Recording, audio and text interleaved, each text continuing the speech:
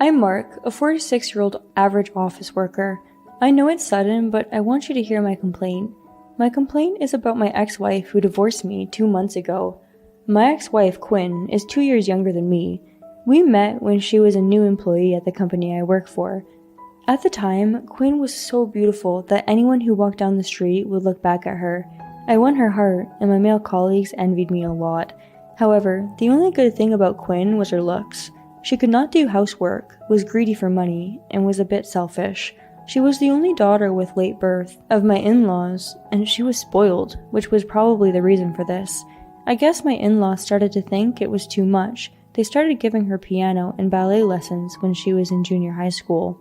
They tried to correct Quinn to be a graceful woman, but in the end, Quinn's personality was never corrected.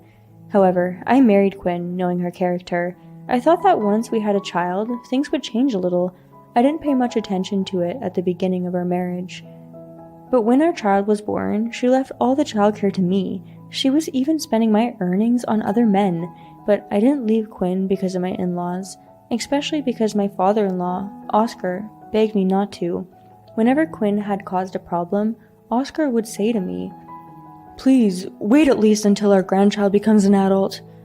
After our daughter Riley was born, all the love my in-laws had for Quinn was focused on Riley. I guess they didn't want to be separated from their beautiful grandchild because of Quinn. Of course, Quinn is their child after all, so no matter what kind of scum she is, they didn't want her ending up on the streets. Well, whatever the reason, Oscar was like a second father to me since I had lost my father at an early age, so I respected his wishes as much as I could. Whether it was Quinn spending my savings or having an affair with another man, I tolerated it to a certain extent. Of course, there were a few times when our marriage was in danger. After 10 years of marriage, we rarely spoke to each other. Still, I kept my promise to Oscar and did not divorce her. But one day, exactly 20 years after I married Quinn, Riley turned 18 and was attending college in another state. One major incident occurred that led to my decision to divorce Quinn. That day, I was at work as usual. I was now in a position to have my own staff, and in order to fulfill my duties as a manager, I was spending much less time at home than I had in the past, so I had no idea what Quinn was doing during the day. But we had been in the Cold War for so long that we weren't really interested in what either of us were doing. Well, that's that. I was in the office when I got a call out of the blue from my mother-in-law, Shirley. It was the first time I had ever received a phone call while I was in the office. Quinn has that kind of personality, but my in-laws were very attentive. I guess they didn't want to call me on a weekday. When I picked up the phone, Shirley seemed quite upset. I decided to try to calm Shirley down and listen to what she had to say, but no matter how much I tried to calm her down, Shirley showed no sign of calmness. Of course she wasn't. The phone call was to tell me that Oscar had passed away suddenly. "Did you call Quinn?" I asked. "I've tried calling her several times, but I can't reach her," Shirley replied.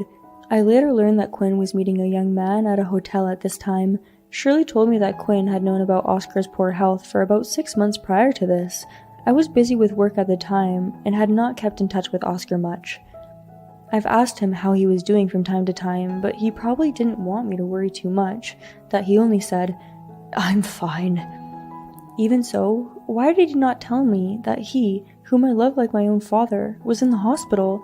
I understand that Quinn and I are only a married couple on the outside, but if he wanted to tell me, all he had to do was say a few words about it. Besides, what has she been doing while her own father was in such a state without visiting him?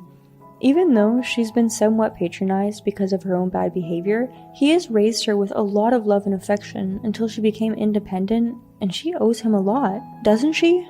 I don't have a dad, so I don't know, but in a situation like this, no matter what you put off, isn't he the first person you should run to? So I decided to divorce Quinn. I've known for a long time that she's not a good person, but I never thought she would be the kind of bitch who would put her time with a man she was having an affair with before her own parents. After my father-in-law's funeral, I confronted Quinn with the divorce papers in my mother-in-law and daughter's presence. "I'm done with you. Today, I'm divorcing you. Don't you ever come home again." "Divorce? Wait a minute. What are you talking about out of the blue?" "It's not out of the blue. I've been thinking about this for a long time. I've been holding out on you because of my promise to Oscar, but I've reached the end of my patience." Quinn was alone in her confusion. No one else was going to stop us from getting divorced. No one there had accepted Quinn as family anymore. Shirley was so sad over the loss of her beloved husband that she couldn't think straight, but at least her daughter looked at Quinn with disdain.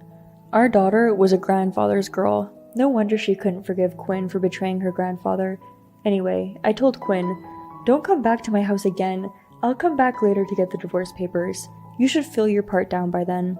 And Riley and I left my in-laws' house. On the way home, my daughter was crying. I guess it was only natural.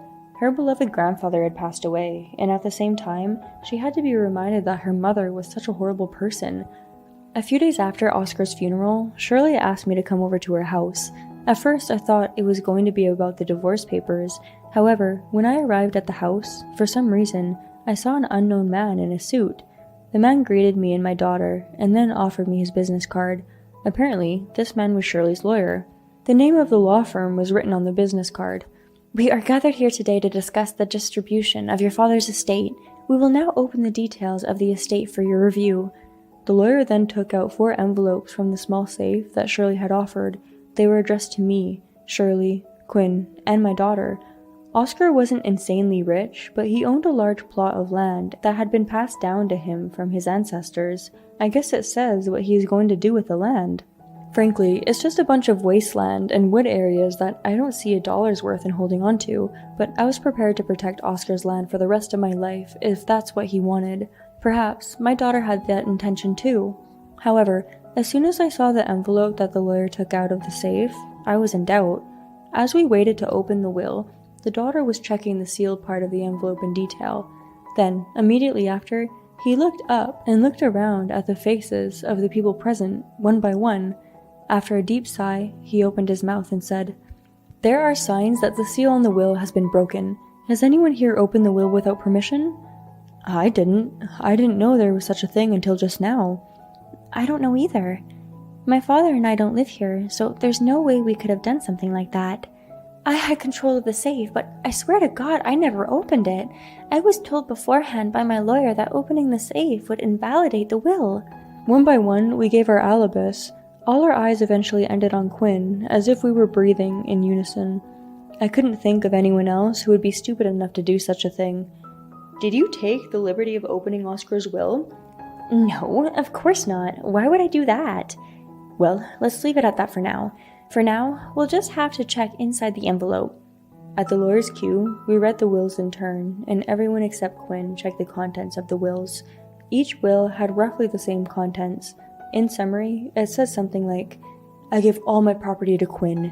We were very familiar with the person who wrote this will, and it was written in a quirky, cute script. "Isn't this Mom's handwriting?" It was Riley who took the initiative.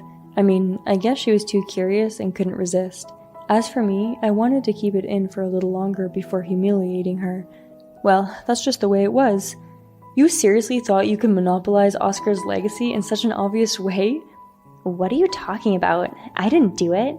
"Well, this is obviously in your handwriting, and the envelope and the paper are completely different designs. It's obvious that you took out the contents and replaced them with another one." "You're doubting me? We are going to be strangers from now on. That's none of your business." "No, I haven't filed for divorce yet." After that, Quinn continued with her excuses. She refused to admit her guilt at all. Shirley, Riley, and I were all so disgusted with Quinn that we forgot to get angry. I guess the lawyer couldn't stand to see us like that anymore, and he interrupted. "Forging a will is a crime. You can be imprisoned for up to 5 years." "What? Wait? Imprisonment?" Then Shirley said, "Well, I guess we should talk to the police. They'll do a handwriting analysis, and we'll know who did it." Wait, don't go to the police." Soon after that, Quinn confessed. She thought that if she sold the land, even if it was not worth much, she would have enough money to play with men for a while. What did we do after that, you ask? We went to the police, of course. Shirley was so angry at that time, she would never forgive her, even if it was her own daughter. In the end, Quinn's crime was only referred to prosecutors, but Shirley disowned her and I divorced her as planned. So, the divorce finally came true, but I still have a lot I want to complain about. I just wanted to vent my frustrations here. Well, I guess I feel a little better now. Actually, after that, we found another will in the closet at my in-laws' house. Thanks to it, my mother-in-law inherited the land left by my father-in-law. The will said, "If Quinn misbehaves after I'm gone, I will not give any of my land to her." When my mother-in-law died, it was accompanied by a statement that she would convert the land to cash and give it to her granddaughter. I guess my father-in-law knew what Quinn would do after he passed away. That's what Oscar is all about. However, I wonder how Quinn will live on her own from now on. She has no significant job experience. Her parents have kicked her out of their house, and even her daughter has given up on her. Oh well, I'm going to forget about her now. I'm sure my father-in-law is telling me to do so from the heavens.